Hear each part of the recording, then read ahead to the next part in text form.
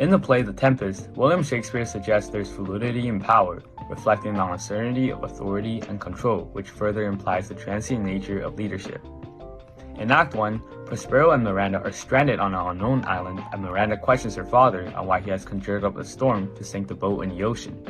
Prospero states, "And by my prescience I found my zenith still depend upon, a most auspicious star whose influence if now I court, now but omit, my fortunes will ever after droop." This quote explains that Prospero manipulates the storm in order for him to fulfill his ambition.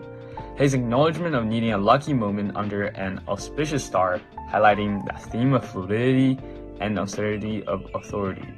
It shows that the power is often not static, but dependent on timing and external factors. Shakespeare further suggests that even people with great abilities need to grab onto any opportunity that comes along in order to gain new power. Richard F. Harden agrees by stating, "His human wit, perfected in accord with providence, are at their zenith, a time when fortune sits in a very lap of providence." This shows that The Tempest shows Prospero is at his most powerful when luck and destiny comes together. This alignment exemplifies the power and leadership is often temporary and fluctuating. One event that relates to this theme statement is the Arab Spring Revolution during 2010 and 12. It was a series of events of anti-government protest and armed rebellion that spread across the Arab world. This example is related to fluidity of power because long-standing authority in countries like Egypt, Libya, and Yemen are challenged and overthrown. This relates to the theme statement because the established power structure is challenged and overthrown. Prospero, Duke of Milan, is displaced, only to become a powerful figure on the island. This is similar to Arab Spring, where the citizens rose up against their authorities, demonstrating the shifting nature of power and control. Shakespeare highlights the various ways that conflict can limit progress, further suggesting the inevitability of conflict due to subjectivity of ideas. In Act 2, people are stuck on the island due to the sunken ship, discussing what they would do if they owned the island. Gonzalo illustrates a utopia under his reign, stating, "All things in common nature should produce without sweat or endeavor." However, the power-hungry people, such as Antonio, mock Gonzalo by stating, "Prithee no more, thou dost talk nothing to me." This quote explains Gonzalo's aspiration to establish a utopian society. However, his vision is belittled by contrasting ambitions of individuals like Antonio, who wants to dominate the island alone.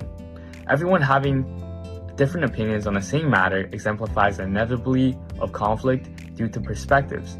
Furthermore, this clash of ideas effectively suppresses Gonzalo's dream, which further explains how conflict born from diverse ambitions and different perspectives inherently limits societal progress.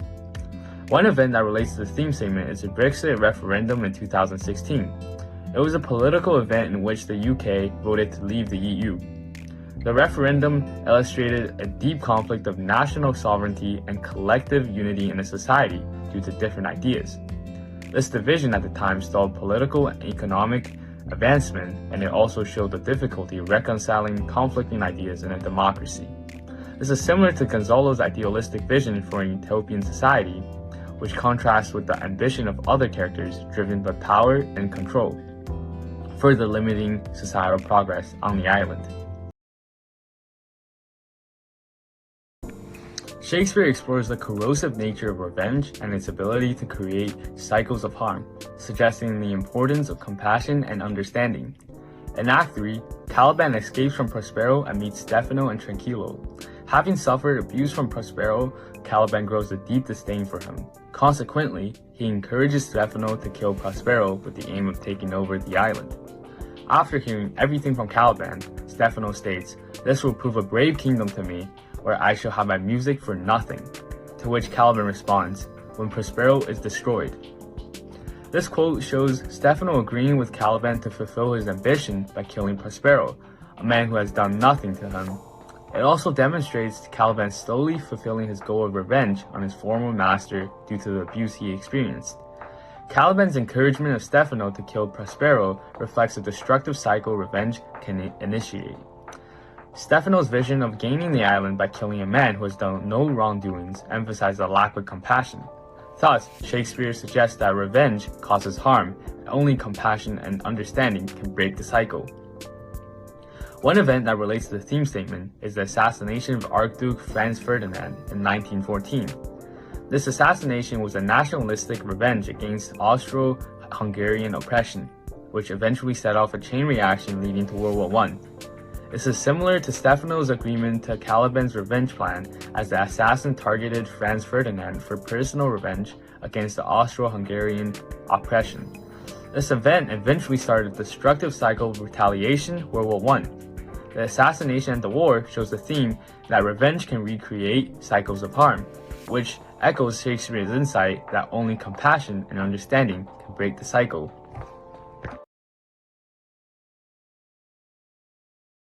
Shakespeare explores the topic of colonialism, demonstrating the inherent discriminatory nature of othering members of marginalized communities. In Act 4, after showing off his magic, Prospero decides to take actions on Caliban's rebellion. He describes Caliban as a born devil, on whose nurture can never stick, on whom my pains, humanly taken, all lost, quite lost. And with age his body uglier grows, so his mind cankers. I will plague them all, even to worrying. This quote shows Prospero's hatred against Caliban. He exemplified this by believing Caliban is a born devil and can never be changed. Prospero's assertion that Caliban nature is inherently evil, regardless of education and assistance, reflects the discriminatory attitudes present in colonial ideology, which views colonized people as inferior and inherently flawed. Anascura agrees to this by stating, not even because he reveals about a man's timeless tendency to demonize strangers, but because Europeans were at the time exploiting the real Calibans of the world. This shows Caliban represents the victims of colonization in the real world, and Prospero's abuse against Caliban is especially similar to the exploitation and oppression of colonized people in real life. The Potlatch Ban in 1884 can be related to this theme. When colonizers arrived in North America, they viewed the indigenous population through a lens of superiority and otherness.